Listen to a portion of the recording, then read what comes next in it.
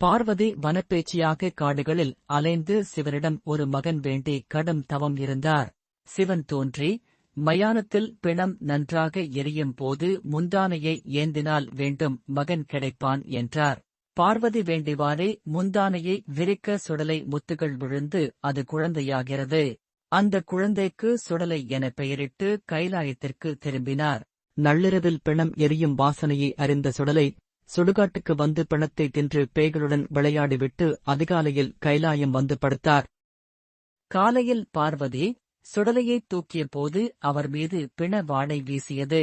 இதனால் அதிர்ச்சி அடைந்து சிவனிடம் போய் நடந்தவற்றை கூறினார். பிணம் தின்ற இவன் இனி கைலாயத்தில் இருக்க முடியாது என கூறிய சிவன், சுடுகாட்டில் பேய்களை ஆளவும் தீய சக்திகளை அழிக்கவும் வரம் கொடுத்து சுடலையை பூமிக்கு அனுப்பி வைத்தார். சுடலை மாடன் பெரிய மீசையுடன் வலது கையில் அரிவாள், இடது கையில் கம்பு வைத்திருக்கிறார். இவரது வாகனம் மாடு. இன்றும் இரவு நேரங்களில் சுடலை வேட்டைக்கு செல்வதாக சொல்லப்படுகிறது. பல கிராமங்களுக்கு கிராமத் தெய்வமாகவும் இருக்கிறார்.